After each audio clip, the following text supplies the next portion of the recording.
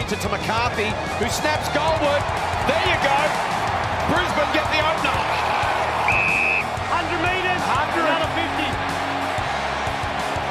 So gone the 100. Tom Hawkins got in the way of Dane Zorko. Zorko bounces it goalwards and puts it through. Tyson Stengel, it's just going to be about the finish, has a bounce, runs to 25, goes for goal and punishes Brisbane.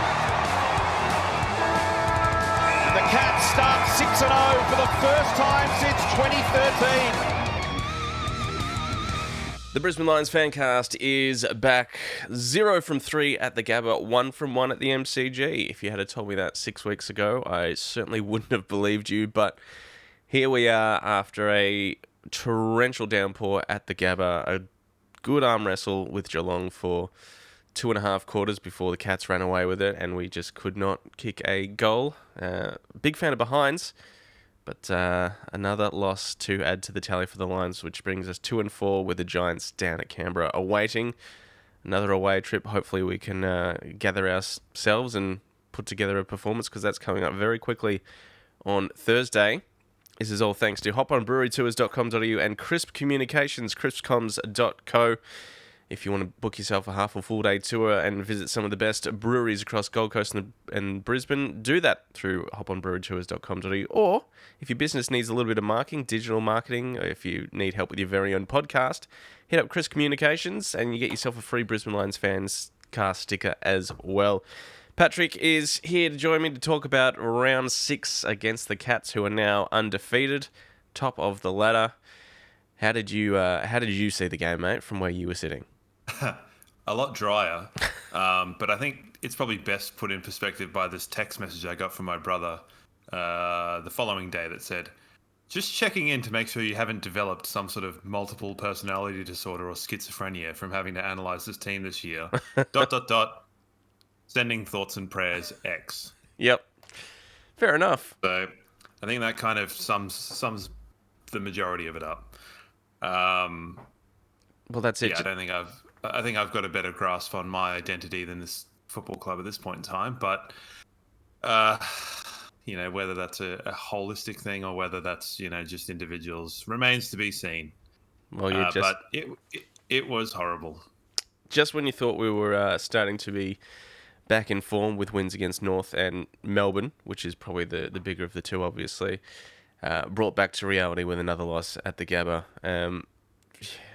It started back last week. Charlie Cameron was in the news all week because of his tribunal hearing and getting let off with the good bloke clause.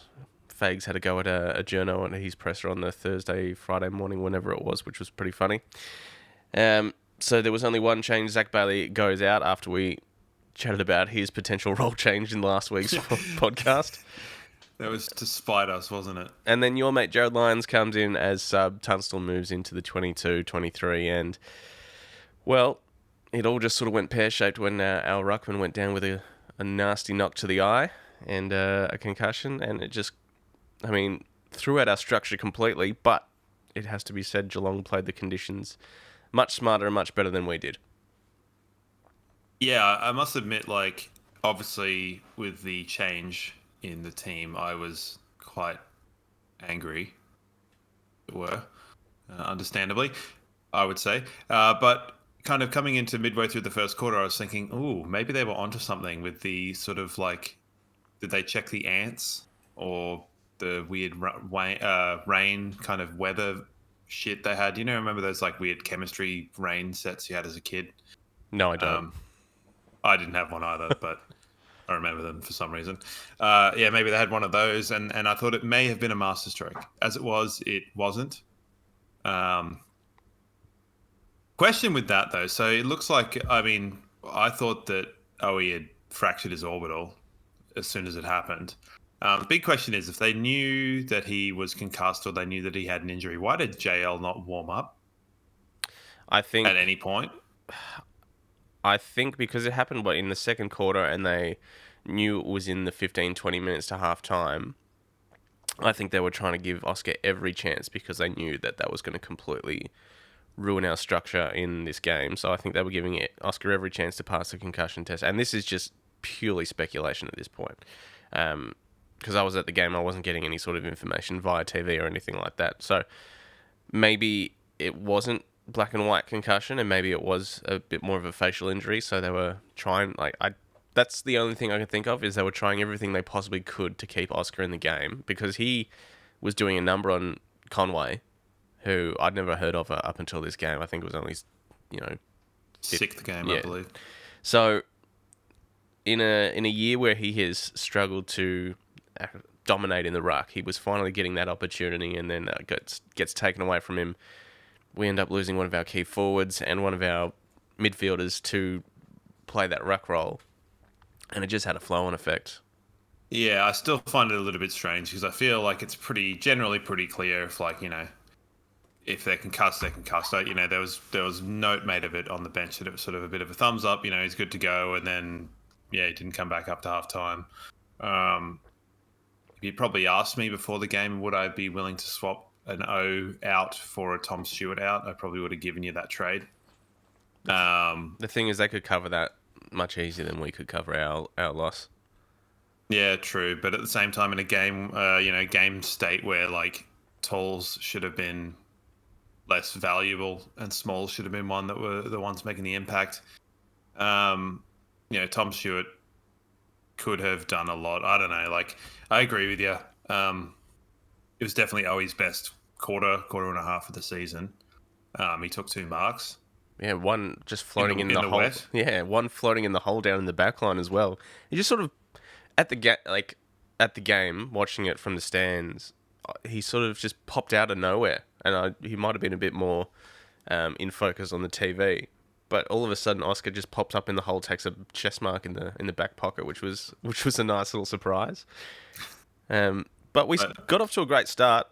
Barely went in there half the ground for the first 10-15 minutes. Kept them scoreless for a while, and then bit of an arm wrestle for 2 quarters before about halfway through the third, and Geelong just got a bit of a run on.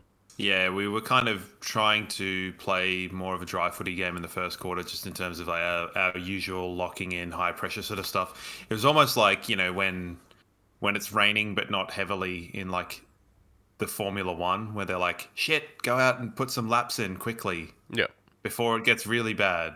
And then by the time it gets really bad, they can't catch up. So we tried to do that, but unfortunately there was, lo and behold, a bit of errant goal kicking. I got to admit, those 2 Danaher shots, one from 50 and whatever the other one was, whenever that was, I was like, he struck them so well, they're going straight through. Not. Normally Danaher's ones, they either go through or they're not good. There's very, very little it's very often that he kicks the ball well and it doesn't go through. It's amazing. Link McCarthy kicked a good goal, in the first minute or something, and then missed a set shot he probably would have wanted to get, or would normally have gotten. Story of our season, really, just not converting chances. Yeah, I thought we could. I mean, it's the old adage of, you flip this. What do we end up at? 4 goals, 13. If that's 13 goals for that whole gear, but just a few more opportunities in that first half keeps us in that game. Maybe get a bit of breathing room towards halftime, and it's a different contest, but potentially, it just must suck the air out of your team when every shot is on. And how many times we hit the post or just miss something like that, and then Zorko gets 2 goals. Jared Berry kicks a nice set shot, follows it up with a bit of a mung a bit later on, and Link, and that's it. It's very rare that you can list all your goal kickers that easily. Between 2 eyes and a nose. Yes. Yeah, I agree with you about, flip them around, but I think kind of 13-4 would be unsustainable in the conditions. But if you're looking at it going like Harvard, or, add them together and split it by 2/3, you're looking at it being, 8 goals, 8. Yeah. Ish. And you're like, okay, maybe that still wouldn't have won the game. But you look at it at different times within the game. If we're sitting there on friggin' 7 goals, 8 or 8 goals, 7 at 3/4 time, we're in the lead. Things are looking a lot better. State of the game's changing. We're not chasing and that sort of thing. And, there were definitely moments in the game that completely, whether it was implosion or unluck or that sort of thing. And like I've probably carried on about it all year, where there have been moments that have completely gone against us. And like, this time I won't lie. I reckon that 50 meters on Brian Myers is less there than the one on Joe Danaher last week. And I know I said last week that like, oh, if it happened, I'd be all right. But like, Brian Myers just drops the fucking ball. Yeah, I was gonna ask you about your take on that one, because I thought they were basically comparable. I think basically comparable, Danaher on May and Brian Myers. I think the biggest difference for me, and it's kind of funny given the whole Brad Crouch, Zach Butters thing, in terms of what is perceived as touching the ball, is that Stephen May, I believe, touches the ball, or he at least drags an arm, whereas Brian Myers is holding the ball in his right hand, and Harris grabs his left arm, which isn't touching the ball, doesn't touch the ball, and he just drops the ball. So, no. And also given the conditions, given that like it was a bar of soap and people couldn't hold the ball anyway, a bit of better judgment probably should have been made with that one. Not the case with the Tom Hawkins 100-meter, because that was just dumb from Hawk. Well, he put the brakes on like you do when you're kids and you're walking in a line on your way to class and someone says handbrake and they stop and your books go everywhere. Not a real story. And then and then to have the like most clear as day conversation between the umpire and him. Like I've never seen that before. They didn't show any of the celebrations. They just showed Hawkins talking to the umpire for like 45 seconds. Unbelievable. I like it, but yeah, it's definitely a bloke going like, "Oh, not me. Like, don't be mad at me. I didn't do anything." And it's like, dude, you've played 5 billion games. Like, just like admit that you're a bit of a game player and move on. Who cares? No one cares. It is 100 meters is a harsh penalty. That's gone from their D50 to a set shot from the goal square. So it's a harsh penalty, but he's only got himself to blame for that one, Tom Hawkins. Of course, it's a harsh penalty, but it's like the sort of ones where, I don't think anyone believes that if you're standing on the mark and you move now, that it's a harsh penalty because everyone knows what to do. Yeah. Get out of his way. Like, he moved into his way and stopped. Like, it's ill-discipline and it's stupidity. And if our players did it, I'd be absolutely mental. The other two big moments of the game, I reckon, are just the Cal Archie mark at the top of the square that Fletch took off of his toe and crushed it into the post.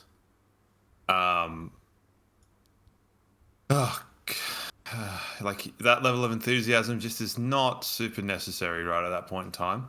Yeah. And then the other one obviously being like just before 3/4 time, McCluggage gets infringed, I think, 3 times. Because I think he gets blocked in the marking contest. He gets legged and tripped. Jeremy Hawkins.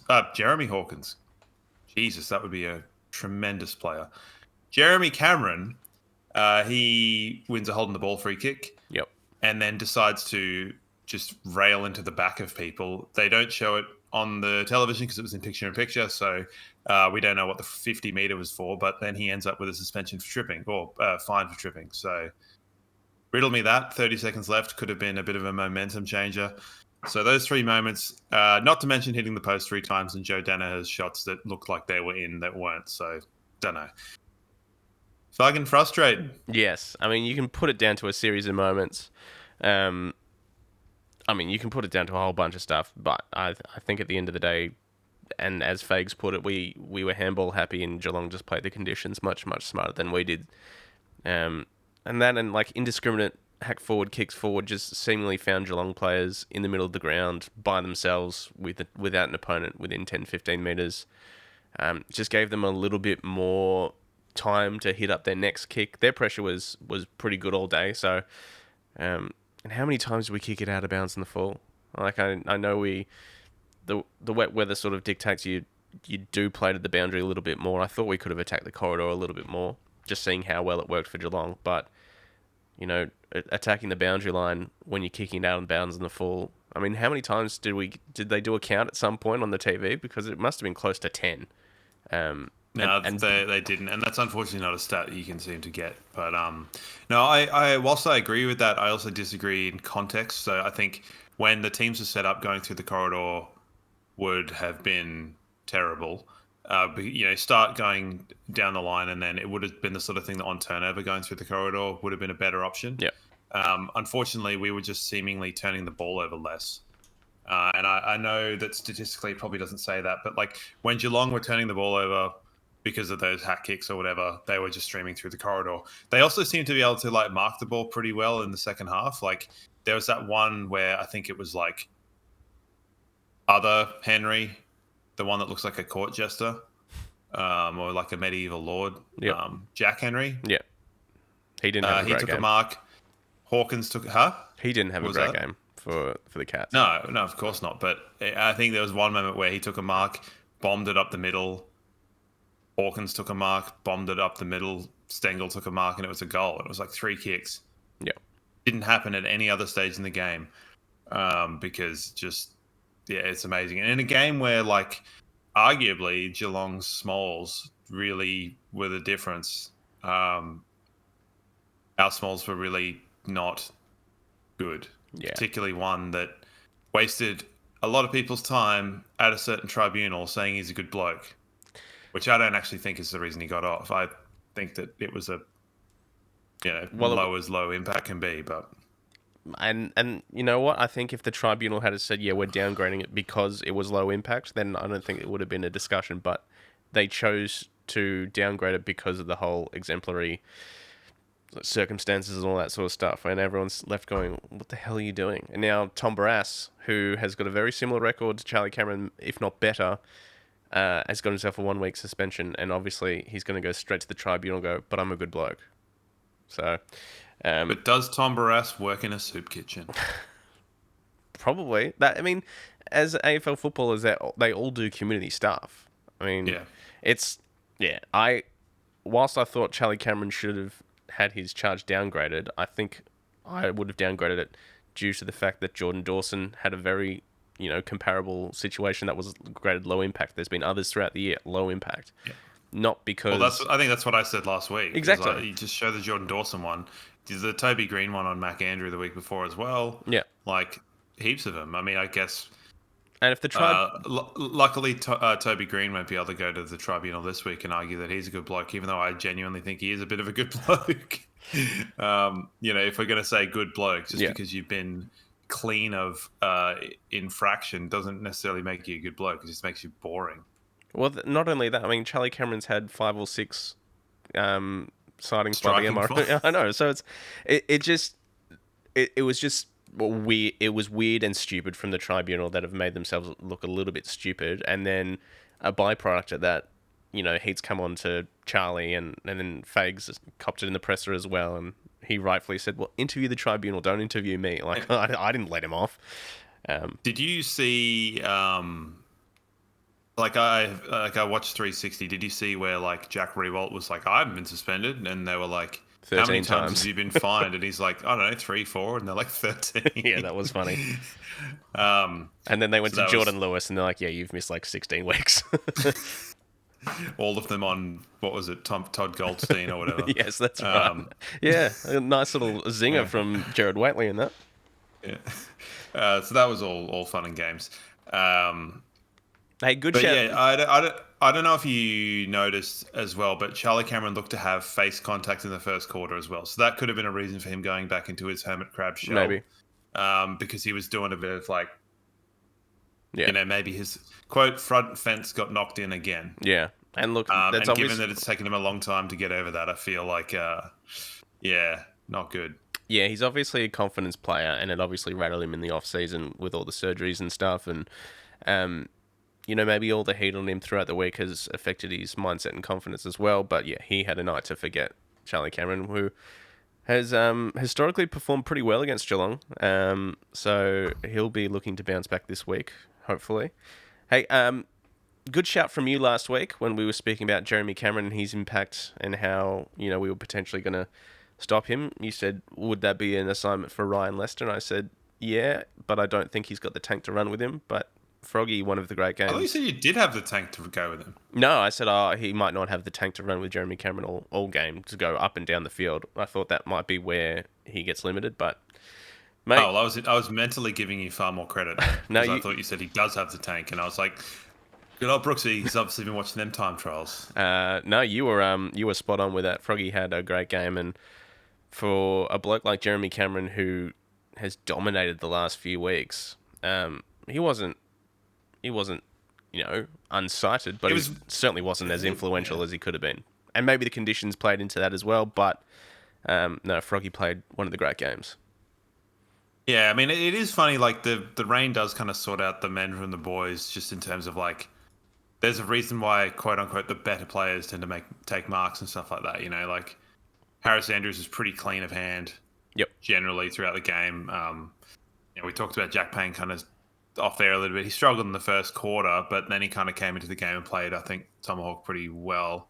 But like, yeah, it just seems to some players adapt to it, some don't. And I think a lot of our talls, funnily enough, actually played the conditions a lot better than a lot of our smalls. So it's frustrating because it feels like that is a very clear thing. Yeah.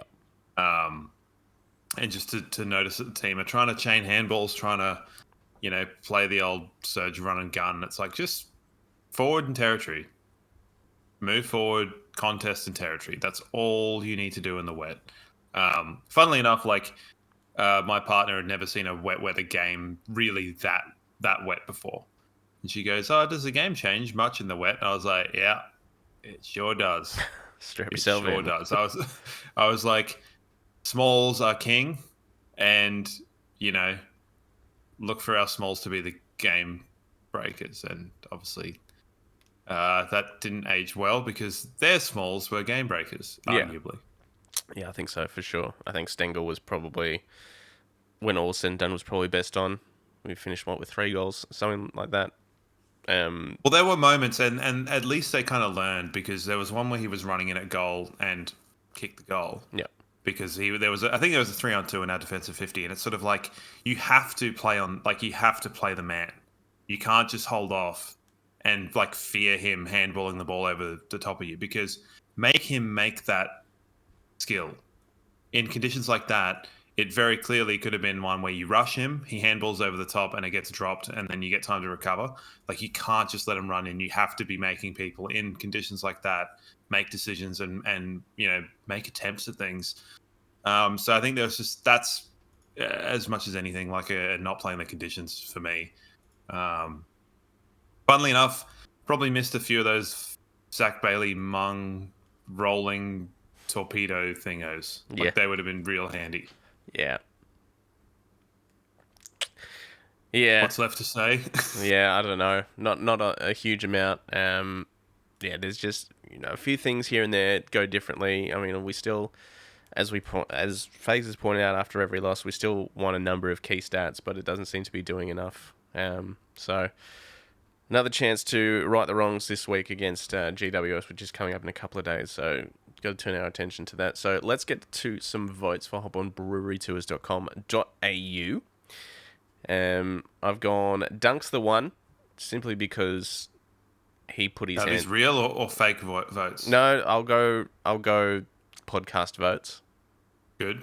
Dunks 1 vote. I think he obviously sacrificed his natural role to give a chop out in the ruck. He competed all game, still ended up with half decent disposal number, and one of our better tacklers, pressure players. Froggy the 2, for reasons we stipulated just before, his job on Jeremy Cameron, and his best game for the club for a long while, Noah Answorth. The 3, just you could see this was the game for Noz, that he finally felt like he had confidence in himself, in his body, in his game style, and it just you could feel that when he was playing. And I thought, despite the fact that he was in the news all week as well, I thought he had one of his better games. So 3 votes for Noz. Maybe he's like an attention seeker and loved it. Loved all that stuff midweek. Or maybe he listened to the podcast and basically everything I said last week really transferred very well to this game in terms of the drop of the ball and the underneath shit. But I don't know. My votes, similarly, I gone Jared Berry 1, Dunkley 2, and Noah Answorth for 3. So Noah Answorth with a rocket. Yeah. And it's worth talking about Jared Berry because he had the quintessential Jared Berry game. So probably one of our best on, but certainly had a few Jared Berry moments with his disposal. So Yeah, 3 out on the full by him. And I read an interesting comment that said his disposal's not that bad. It's just the ones that don't hit targets are the ones that go out on the full. And it's like, well, it's hard to argue. You know, what did he have? 25. I mean, disposal efficiency's out the bloody window this week. I'll tell you what. yeah, No, I think you're more looking at meters gained and stuff like that. So, make of that what you will. The fact that Lachie Neale was going 28 at 75%, and I thought he was tremendously damaging to us at various times, just in terms of trying to be too cute. Whatever those 25% of kicks that didn't go to the man, they were nay good. it's a wet weather game. The disposal is always going to be shaky at best, but it just seemed to be. It was obviously a difference between the two, and as Fag said, they played the conditions much smarter, handled it much better, and rightfully walked away as the winners. Yeah. Well, that's sort of what I'm saying. What I'm trying to say, more so just saying like, make the decision to just like put some boot through the ball. Don't try and be too clever and make short passes and stuff. Which I think Lachie Neale was pretty culpable with that. He's got a funny kicking style, doesn't he? Lachie Neale. Yeah, it's almost like the amount of power that comes from the ball just is not proportionate to his like massive legs swinging through it. It's like it doesn't make any sense physics wise. No. Like he just like winds up and then it's just like pop, and it just like it just goes, and it like whereas other players have this nice snap and the ball goes off in a similar speed to the leg. It's like he's got a pillow on the end of his foot. Like it's weird. He's been known to I'll say about that. pull the kick quite nicely. Like last week against Melbourne, that handball from Rayner through to Chock, who then just sort of, as you said, pillowed it straight onto Danaher's chest, which was quite nice. So he's got the ability to do that. But then, but I'm talking about him really putting his foot through it. Like it's funny, and that's one of the things I'm going to keep an eye on because it's funny, and I like keeping an eye on weird things like that. fair call. All right, that's probably it in terms of votes and chatting about the game. We've got plenty of questions to get through today. So as comes with a loss, plenty of discussion points. We probably won't even have time to revisit the segment from last week that we never came back to. Oh, you know what? Let's quickly. No. Let's not do that one. Let's leave that one back in the shadows for another week, because I think it is a segment for better times. Okay, sure. All right. Well, you can always get your questions in. These questions are coming from Chris Communications. chriscoms.co. Get yourself your free Brisbane Lions Fancast sticker. All the details are at our website or through chriscoms.co. And of course, if you need a bit of marketing for your small business, then there's no better place to go as well. All right. First one comes from, I'm going to say, Matai, who sent through on our SpeakPipe. I just had a question for the guys. Do we think it's time to look at a new coach? I think what Chris Fagan's done has been absolutely amazing and how he's restored the club. But do we need to step up to someone like Chris Scott with a bit more tactical nous for us to get over that last little hurdle to get over to get the flag? Because I think the team's capable and the list is capable, but I feel like at times we lack that tactical edge. And I was just wondering what you guys thought of whether we need to look at maybe upgrading. I personally think if we were able to get someone like Chris Scott with the list that we've got, there's no doubt in my mind that we could easily get over and get one, if not another 2 to 3 premierships with the list that we're building. Just a thought. Well, there you go. I mean, that is the flavour of the conversation anytime the Lions lose is, let's get rid of Fagan, which, as we've spoken about on the show, completely reactionary stuff. But I guess it is the cry of people that have underlying things of, I guess it's he's right there. We've obviously got the list that's capable enough, and we are falling short, and we have done so for the last 5 years. and whether that's in Fagan's wheelhouse, yet to be decided. But, I think people just want more to show for what we've got, and we just haven't at this stage. So the easiest and quickest thing is to go to the coach. But as we've said on the show here, is like, all right, well, fine. If you want to get rid of him, who do you want? And he's labelled Chris Scott. So unless Chris Scott's going, you know what, actually, Geelong, I'm done. I might go to Brisbane. It's not an option, and I don't know that there are any other options out there that have got the tactical nous that these people are after. I've seen some funny names thrown around, like Josh Carr. Apparently, he'd be a great coach. Yep. Who knows? But at the same time, it's like unknown quantity. Yeah, look, we have talked about it. Yep. And it's the sort of thing where, like, we're not talking about it, and I'm certainly not talking about it because I'm going, there's an insufficiency in quality, or I don't even know if that's a proper sentence. But, is there a lack in quality tactically? And it's like, again, you're looking at the whole coaching staff. And funnily enough, on the Discord, Grasshopper said, input from Daniel Lloyd, who was at the Giants last year in terms of strategic development. Now, if we're making changes like that, I feel like there's more than anything, there just seems to be a bit of a block between the team and the players. The team and the coaching staff.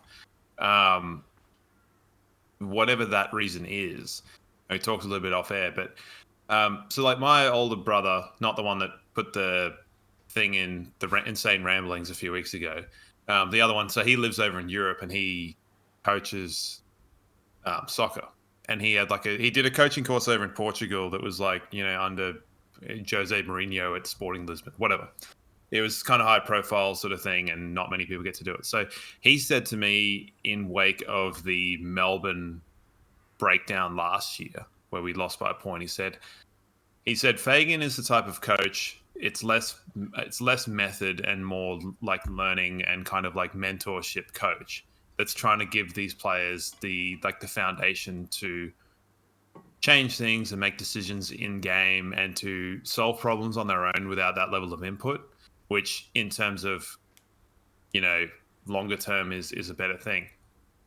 And whilst I understand that as a theory, I think, are they the right players to be doing that? Because we sort of see time and time again, well, even within the space of 2 weeks, we look at it and go, they followed it perfectly against Melbourne.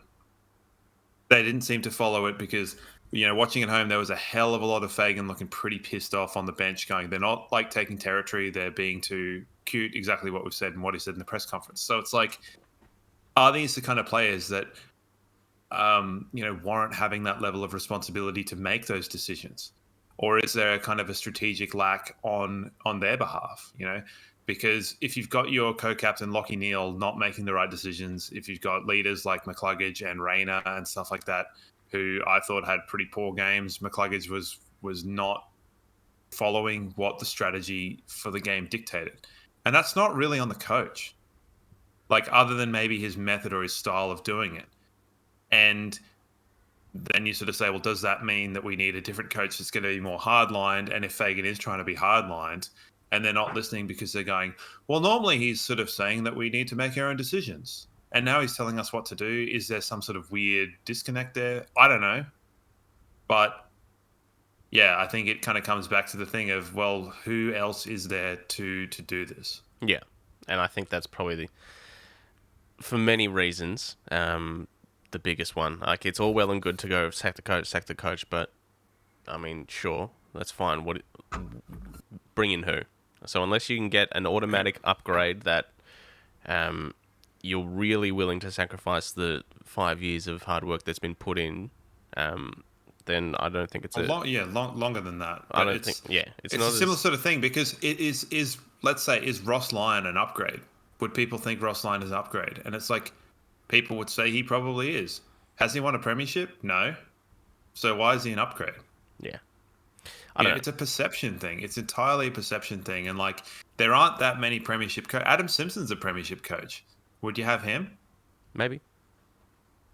Yeah, but I mean, it's a maybe. It's not a definite yes. Well, that's it. You really got to be sure you want to pull the trigger on it before you like go gun ho on it. And Think about who are the premiership coaches that are currently in the AFL? Adam Simpson, Bevo, maybe. Bevo, Hardwick, you can fuck off. Bevo, no, not for me. Goodwin, no, not for me. That weird gremlin from Sydney, John not Longmire. really. Oh, Longmire, yeah. Maybe, but at the same time, he's not leaving Sydney. Chris Scott, I'd take him, but is he going to leave Geelong? Any others? I mean, there probably is. I just can't think of him. Well, Craig McRae. Yeah. Anyway, there's, you don't just. I don't think premiership coaches, just because you've won a premiership, necessarily puts you on a higher pedestal. Bevo's in all sorts of trouble at the moment, and to hear David King talk about him like he's some strategic genius, and imagine what he could do at Brisbane. It's are you out of your mind? This guy is cooked. Yeah, he's so cooked. He doesn't have the playing group there, and he looks like a weird washed up dude that would come to the club and not have the playing group because Josh Dunkley would be like, this guy's a wanker. Yeah. Anyway, that's all I got to say about coaches. So, yeah, It won't be the last sack Fagan thing we hear No, of all course year. it won't. It happens every time we fucking lose. Yeah. And then last week, yeah. He couldn't get enough praise for his coaching performance. So, I don't know. It's just, it's people wanting what they're not getting. And I guess it's just well, let's put a face to it and a name to it, and it's Fagan. Yeah. Well, I think the big thing with that is that you've got the people that are in the Sack Fagan camp, they utilize the positive of a win as ammunition to then throw back the week later, Yeah. You see things like, Fagan this, and you're like, dude, it sucks. He doesn't want us not to win. So, Anyway, next question. All right. Next one comes from Steve. Jack Payne played a few good games last year, and in my opinion, he's resting on that reputation. This year he's been a disaster. Fumbles, missed kicks, can't contest, poor decision making. What do you guys reckon? Well, I would say that he hasn't been a disaster this year. He's certainly had some moments that have been pretty awful, and on Saturday he had some pretty horrible moments as well that directly led to opposition goals. But by and large, I thought he played Tom Hawkins really well defensively. It's when he's got the ball in hand, it's a bit of a 50-50, and especially in the wet, he made some absolute blues. But I thought by and large, the old drop of the ball. Yes. Yeah. He's a player that is different. Yeah. I think Jack Payne. I don't think he relishes the contest or contested pack mark type thing. That's not his sort of thing. And we talked about this and touched on this a bit last year, where he doesn't love the physical kind of. He doesn't mind the one-on-one stuff, but in terms of the brute force that probably someone of his stature probably should. Yep. He's not the kind of guy that's going to be smashing through packs. And I think I made a joke where I said, he's definitely the sort of person you could make a case of he's not that kind of player if something weird happened where he did a Peter Wright style thing. Yeah. Because he's just not the sort of player that would, ever go out to try and hurt somebody. And he got a bit of heat body on him in the game, and he kind of shrunk into his shell a little bit. He's just not a natural footballer. He's obviously very athletic, and we're teaching him the nuances of football. So I think that's probably a big part of it. He's obviously, very athletic, massive boy, got a good aerobic capacity as well, and has got some speed on him, but his footy IQ was obviously down a little bit, and just the nuances of footy. I mean, he is a confidence player as well, but I don't agree with you as much about the footy IQ stuff, just because I think there are plenty of players that have only started playing in their late teens, particularly, guys like Jath or guys like Mac Andrew or whatever, that I might be missing a few. I think Lika Leah is probably one that I'm probably mainly thinking of, because he had quite a good game for the Giants, and it's did he what? He only started playing at 16 or 17 or something, or and it's that physical profile, it doesn't take that long to learn a game, I don't think. No. And, if you're someone that's been in the system of an AFL club for at least 5 years, you should probably know what's expected of you at different times.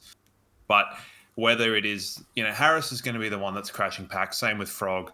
Tom Dode, when he's there, is sort of the person that's going to be doing that sort of stuff rather than like, Jack Payne's your one-on-one lockdown on a tall type thing. So Hawkins, perfect opponent for him. And I think you're right. He did do well in the latter three quarters. He got away with a couple with some of those dump kicks that fell short in the first quarter, which was good, but not a disaster. But he was borderline All-Australian in the first half of last year. Yeah.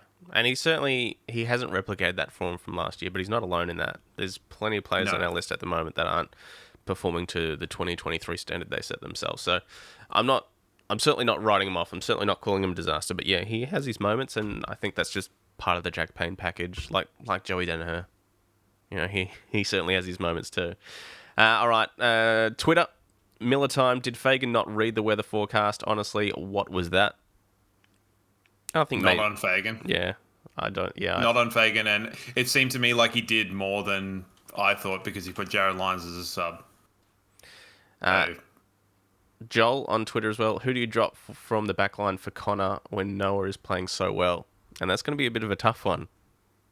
You probably shuffle and like I'd reallocate Zorko, to be honest. But see, I'm probably more inclined to actually move Modi up to a wing than Zorko, because I think Zorko's been really good behind the ball, and he was good again on Saturday. So if you're going to move either of those two, I'd move Modi up to a wing and still have Zorko's creativity with the ball. I think you're still going to get Zorko's creativity if you play him as a high half forward and you have him drop him back in. But I think more in terms of longevity, if you stifle Modi's development by putting him up on a wing when he's going to be a long-term down back, Zorko, you're just looking at trying to get the most out of him for this year, I feel. So, I don't know. For me, it's reallocate Zorko, but you still got to drop someone for Connor. So, and that'll probably be a Jasper Fletcher or an Archie, perhaps, who they're not doing anything wrong. Tunstall showed some good signs. He was pretty composed. It's hard. Like, there's got to be people that are coming out. We'll wait and see. That's for stronger minds. All right, Ross on Twitter as well. My eyes tell me we overused the handball on Saturday and left Cats with an extra in the backline for most of the game. We kicked 2 goals 8 from quarter time. Would we be complaining if it was 8 goals 2? And obviously, no, we wouldn't be complaining if it was 8 goals 2. We sort of touched on that a little bit earlier in the show. Different game at different periods. Also worth noting though that Geelong did rush 5. Yeah. So there is that. But also worth noting that, for mine, 3 posters and Danaher's 2 that looked like they were going in. Like, that's pretty wild. I also agree with that. I also think that it's a low percentage tactic, I think. Whereas, equalizing, going man to man across the field probably would have been a better way of doing it rather than adding one to contest. And whether that was just a sort of thing where, like, we knew Tom Stewart was going to lag back and didn't do anything. Like, Darcy Gardner didn't go to Tom Stewart, so more fool me. That's true. All right, Rod, is it time to try out a new key forward? Pretty straight to the point there. I mean, not based on that game. No. Like, that doesn't really make a lot of sense. I didn't think Hip was as bad as other people seem to think, because he got quite a lot of the ball, and I thought his hands were a lot better than someone like, say, a Charlie Cameron. Well, not only that, suddenly, like, as we touched on, Oscar goes out, it completely changes the structure of not only our forward line, but our midfield as well. So suddenly, Hipwood, who's getting the second best defender, is getting the first best defender because Joe's up in the ruck. So Yes, I would like to see Logan Morris get a go at some point this year. His last couple of weeks in the VFL have been quiet, so he obviously got off to a great start. Brandon Ryan is actually playing. He's put together 2 good games since he's come back as well. So either of those 2, I'm sure, will get a go at some point. And maybe that's at the expense of Darcy Gardner, or if there's an injury to Hipwood or Danaher. So I have a question for you. I know this is in the middle of question time, but watching the Giants game beforehand, and they said that Jesse Hogan had kicked 59 goals last year and was 11th in the goal kicking competition wide. Mm. Where do you reckon Hipwood finished in the goal kicking in the competition? In the competition, Jesse Hogan 59 and 11th. Yeah. Yep. What did Hipwood kick? He kicked 40 odd, 40, somewhere between 40, 45. Actually, sorry. Hogan was 49 and 11th. Okay. My mistake. I would have Hipwood down at sort of 15th, 16th then. He finished equal 15th. Yeah. Okay. And Joe and Charlie Cameron were 5th and 6th. Yeah. And us and Geelong were the only teams with 3 people in the top 15. Now, like, it kind of goes case in point with what I was saying last week. It's like, how many goals do you expect Hipwood to kick? If so, Charlie Cameron and Danaher are going to dictate kicking more than that. Yeah. Like, and if he finished 15th in the competition, like, that's baffling that people have a problem with him. Yeah. To me, baffling. And he was number 1 for goal assists for key forwards. So I don't know. It was just something that I heard about the Hogan thing, and I was like, wow, 49 seems awfully high goals for, just outside the top 10 in goal kicking. Mm. And I went through a list of players that he kicked more goals than. It was like both Kings, Harry Mackay, this guy, that guy, whatever. Like, so whatever. Yeah, that's my question. All right. Ali, what's changed in Zorko to make him our most influential or most consistent player so far this season, plus Froggy, of course? And I don't know that Zorko has necessarily changed anything. He's been pretty public about how he's been seeing that nerve specialist. There was a bit of a news article about that guy as well, who's done a lot of work with not just a couple of AFL players, but a couple of NRL players as well. He's like this acupuncture nerve specialist guru who's seemingly given Zorko new life. I was thinking you were talking about like his pre-game nerves. Oh, no. No. And it's obviously because he's been battling with that sort of lower leg for a few seasons, that Achilles and calf stuff that's been plaguing him and interrupting his pre-season. So I think it's a combination of it's his first decent full pre-season in a while, and maybe like he knows he's coming towards the end of his career. If not this year, then I mean, surely it's this year or next. And he's just hungry to get that premiership, so he's leaving it all on the table. But he has started well in a lot of games and sort of drifted and faded into the pack as the games went on. So he's not. I think there's also probably an optics element of the fact that there's been such a drop off from other players. Yeah. In terms of like, he's appeared to be far more influential than he probably would. We weren't exactly saying that he was super influential in the first quarter last week because Rayner decided to show up. Yeah. Things like that. So it could be a drop off, but I think he's probably just he's done similar to what Lachie Neale did last year in terms of like, off season he looks like he's carrying a little bit less weight, which for Zorko is like not a lot because he's pretty small. But yeah, he's obviously looking after himself. He's in good shape. He was in good shape last year too. Yep. Not to forget. And I think there's been levels to it. So last year he was talking about how his losing of the captaincy allowed him to prepare better for games. And then you're probably adding this on top of it. So, whilst we probably don't want to see him as our like top contributor or, most influential player, but I also think it's, if Kadeen Coleman's there, are we talking about Kadeen Coleman being the most influential in terms of our press forward? So, that's, yeah. He's definitely had a bit of consistency this year, Zorko. He's sort of been in the top 5 players most weeks. So, not complaining. It's probably also more so that he's probably got a distinct role of what he's doing now. Yeah. And it's like an element of responsibility he probably hasn't had for 3 or 4 years. And it'll be interesting, as we talked about before, when Connor comes back into the lineup and if Zorko gets shuffled, if that, consistency will be the same or whether it'll throw him off for a couple of weeks as well with a bit of a role change. So that'll be a wait and see. But yeah, I agree with you, Ali. He's definitely been up there most weeks. Brad is already looking ahead to 2025. How good is 2025 going to be? Both Ashcroft boys, Kadeen's back, and so is Tom Doedee. 2025 is our year. Now, it's worth noting as well that me, and Daniel Hoyne and how I sort of don't respect the work that he does. No, wasn't it that I don't respect it? I can't stand Daniel Hoyne, who looks at numbers and immediately thinks, well, that's football, numbers. Yeah. He is big on the lines this year and is even bigger on them next year as well. He said there's a bit of a trend that shows the really good teams that are up there have a drop-off year and then launch. So, sure, maybe. I think there's an element where underlying numbers in sport in general, they make sense for people with that kind of a brain, and for people with that kind of brain, that's what they're into. But there's merit to them, but there's also the element of like, if you're overperforming those underlying numbers, it's because your players are better. And if you're underperforming those underlying numbers, it's because your players are out of form. So maybe it's because all of our players are out of form. But I think underlying numbers, they work a lot better in soccer, and they're much easier to understand because you go, your team should be scoring this amount of goals over the course of a season and conceding this amount of goals.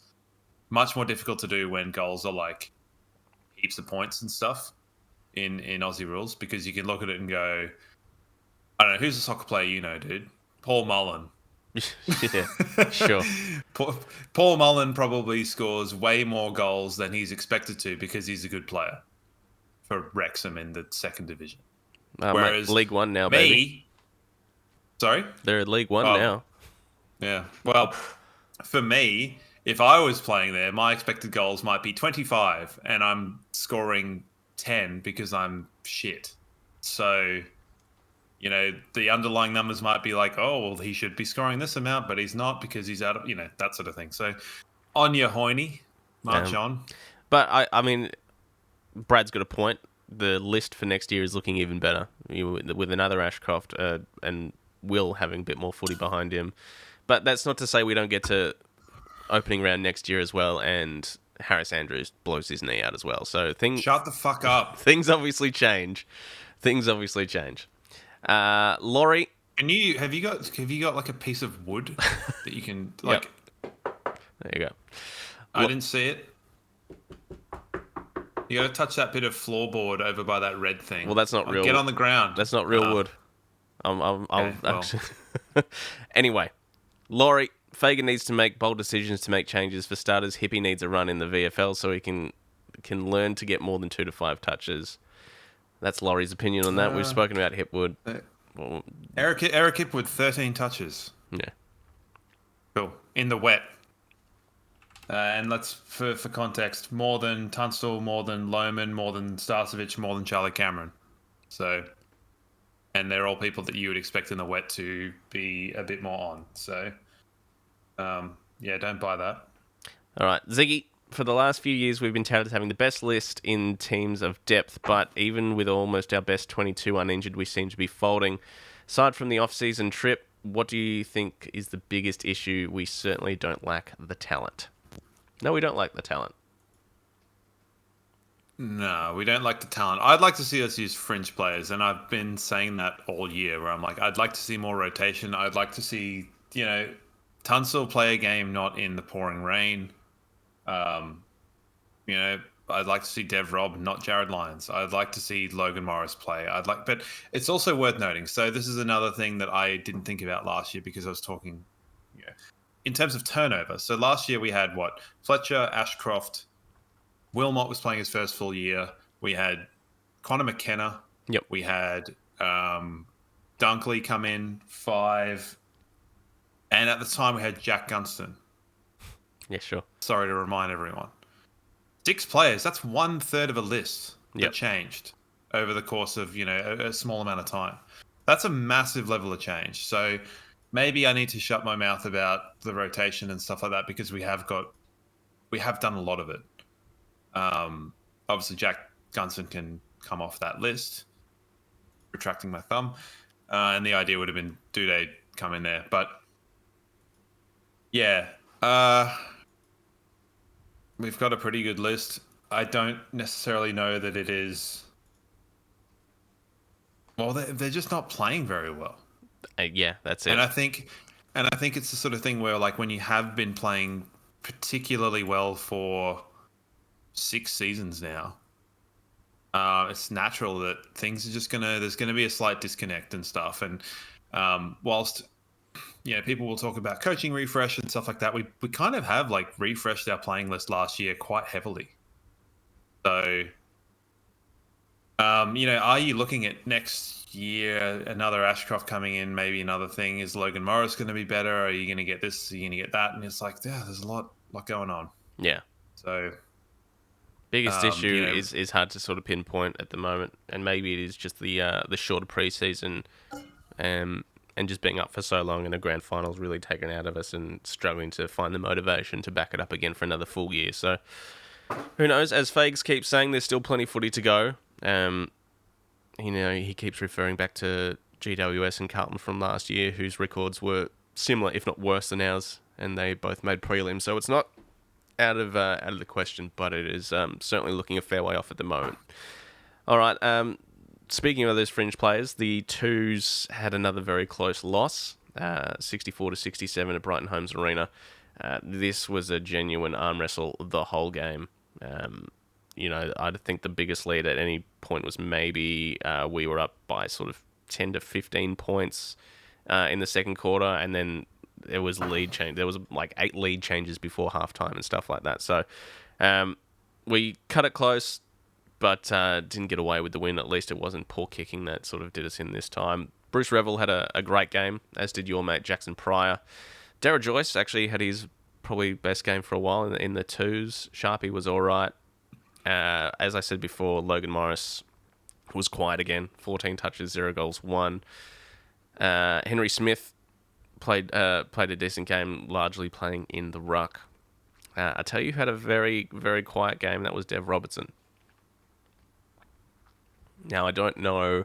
I caught most of it, but not all of it. I was sort of had it on in the background. Dev ended up with 8 touches and behind. So I don't know if they limited his game time if he was sort of first emergency for the seniors. So that could be it. But, quiet numbers for him. But when did they play? That morning. 1. Oh, okay, right. During the day, 1 o'clock that day. And then the game was on at 7:30 that night. So that could have been it. Like I said, I might have missed it, but small numbers for him. Brandon Ryan was good, presented well, 3 marks, 9 touches and a goal. Sort of building nicely as he's come back from that injury. So do they do time on ground stats in the VFL? No, they don't. They should. They should. Because you would have to wager that he would have been first drop. Yeah. But then it kind of puts in like, why was he not on the bench anyway? But no, neither here nor there. I also would say, just in terms of like Jared Lyons coming in, like a lot of people were saying, he got a lazy 38 touches in the Twos last week, and it's like emphasis on lazy, Zinger. But more to the point that VFL games tend to be slower. They tend to be more stoppage based. They're not as skilled, so it's not as quick. That's why he gets that volume of touches. It's very, very easy to understand. Don't just look at the number and go, that equates to AFL. Doesn't. Now we're going to have to obviously make one change with Oscar coming out missing with concussion protocols against GWS. The obvious would be Darcy Fort, but I would be almost inclined to give Henry Smith a go, who's been putting together some really good footy, a good marking target up forward as well. I just don't know if he's a number 1 ruckman, so it'll probably more than likely be Darcy Fort to come in straight swap for Oscar, and I don't see any other changes really. Is that the way you're seeing it as well? Yeah, I mean, I'm going Fort in, and then I'm probably taking JL out, and I'm going to do a little like throwback to the beginning of the season, and I'm actually going to put Zorko as the sub and bring McKenna in. Sure, yeah. Actually, you're probably right there, McKenna. Don't say I'm probably right, because it's not going to happen. Zorko's not going as a sub. You're probably right that Connor will come in, and then there will be some shuffling, and that remains to be seen what that is. So, it could be Tunstall onto the bench, or something like that. But I still think that Dane Zorko would be a absolute weapon as a sub. I think so too. And I understand, needs must has been this season's kind of bane, but imagine Zorko coming in with the level of intensity he shows at the beginning of games in the last quarter and a half. Yeah. mental. Yeah. Be great. 100%. 100%. We're coming up against the GWS Giants, who, up until the weekend, undefeated. But in the last couple of weeks, they've lost Sam Taylor, Steve Coniglio, and now, at this stage, at time of recording, Jesse Hogan and Toby Green will also be missing Thursday night's game as well. So I don't know if they're going to appeal or send any of those to the tribunal to try and get one or both of them off. But that is a very undermanned Giants team, missing 4 of their very best players. And at a ground they historically don't play very well at either in Monica. So Anzac Day game, it's a really good chance for Brisbane to get back on the winners list. Yeah, looking at the Toby Green one, similar to the Peter Wright one in the sense that, but it's like, why is that guy going back with the flight? I don't know. Bit stupid. I'd just show them the Sam Taylor one and be like, if he didn't tuck his shoulder, he could have been brained. But that's just me. Yeah. Because I think that Boyd is showing a disregard for anyone else. He's not showing a duty of care to himself or anybody else. Yeah. So stupid.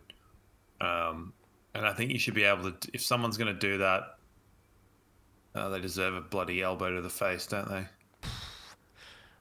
Maybe not quite. Yeah, as soon as Toby Green makes the decision to tuck his shoulder, it's all over. Like, everyone knows that at this stage. So, and he's certainly not getting off with any good bloke clauses. No. Jesse Hogan had some sort of really. I mean, you go to boxing class. It wasn't exactly a left hook, was it? It was more of a cat scratch. Yeah, that one's a little bit. If they're going to appeal either of them, I'm sure it'll be that one. Try and get that downgraded to. Well, it is low, but it was intentional and high, so they'll have a hard time getting off that one. But no, you can't do that unless you're going to say it's careless, and it's like not happening. I'm afraid. So got one of the most feeble attempts at if you're going to punch someone, do it properly. Sorry, don't allow me on the tribunal. This is coming from a guy that's never punched anyone either, so it's like yeah, look. So except in boxing class, but it bodes well for us, for the Lions anyway. So we need to make the most of this this depleted Giants lineup, as I said, at Monica, where they don't particularly play very well. Our chance to stick it to another top team, albeit without their stars, but sometimes you need that, like Collingwood last year in round 22, 23, whenever it was. Obviously didn't work for us in the long run, but need the wins. Need to bank the wins, and this is a great opportunity in front of us.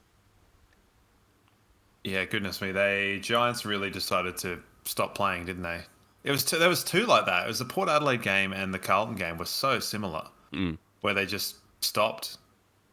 It was like, have a run, Collingwood and Carlton. Just do what you want.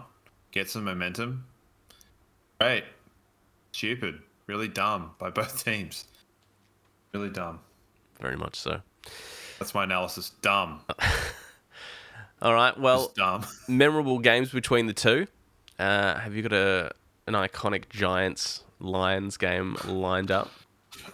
Well, we've got one of the greatest games I'm never going to watch again. Yes, there's that. The game that got Alex Witherden sacked. And the game where you got to sit next to Jasper Fletcher. Yeah, and Adrian Fletcher, which was great. Even though we lost that one, I do distinctly remember at the end of that final, 2019. Oh, the positivity towards the coach.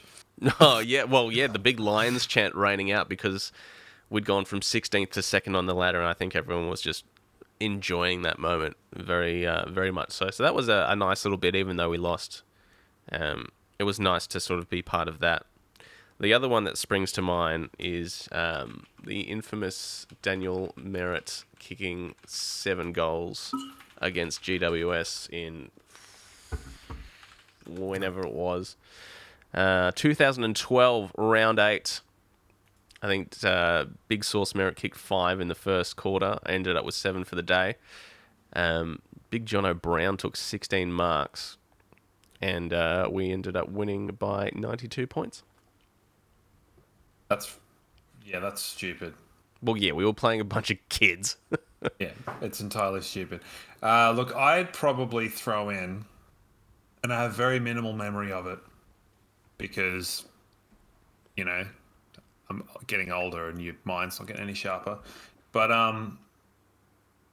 just the 2019, not the elimination final, the one in the season where we beat Giants by by 20 points away in Sydney, and it was just like we hadn't beaten the Giants for years, because they were obviously a good team and we were shit.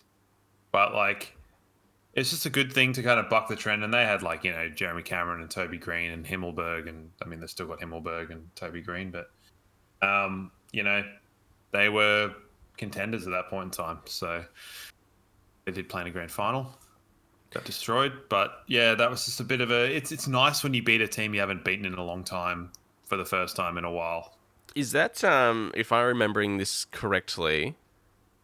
That was part of, we had two, we were going all right. But then we had that two games in a row, and it was 2 interstate trips. We went GWS down at the Sydney Showgrounds, and then we had Port Adelaide in Adelaide. Yeah. And we're like, well, this is going to be, the test to see if we're really a decent team. We came away with both those wins, and I think that was a real turning point for a lot of Lions supporters at that time. But, yeah, absolutely. I'm just going to... Yeah, so it was just after the bye because, we had wins away at St Kilda, then we beat Melbourne at home, then we went away to Giants, Port Adelaide, then we beat North Melbourne, beat Hawthorn in Launceston, and then beat the Bulldogs, Suns, Geelong. That is a good run of form. Holy shit. Yeah, not bad, eh? Then we obviously got beaten by Richmond twice. Cool. Yeah, don't worry about that. Thanks a lot. Thanks a lot. Just having a quick look. Link McCarthy 3 goals, Charlie Cameron 2, and then a bunch of single goal kickers, including Alan Christensen, Jared Lyons, Lockie Neal leading all comers with 31 touches. So fantastic. Another hopefully classic game between the two on this Thursday, Anzac Day game, which will be nice. It's obviously not the Anzac Day game, but I think the last time an Anzac Day one. The last time we played on Anzac Day, I think, was when we played St Kilda over in New Zealand. What were we doing there? It's when they decided that's what was going to happen. We played over there, and Andrew Rains got a cheap 50-metre penalty to get us the win in the end. It was one of Darcy Gardner's very early on. I think it was like 2015 or something. One of Darcy Gardner's very early on really great games in his career. Yeah, far out. That is going back into the vault of brain where I feel like there's probably about a 6-year stretch. It's just like, I don't really know what happened. Yep. And it's all mush. That definitely falls into that one. Well, we've got GWS this week, and then we've got the Q Clash, which we have still got tickets for. We're raffling off at our website, brisbanelionsfancast.com.au. Tickets $2. They are double pass premium seats if you want to get involved in that one. So brisbanelionsfancast.com.au. And like I said, hopefully get back on the winners list this Thursday. Bloody better. I tell you what, Haugen's having like a 10-day break and looking like you've played that morning. That's what the rain will do to you.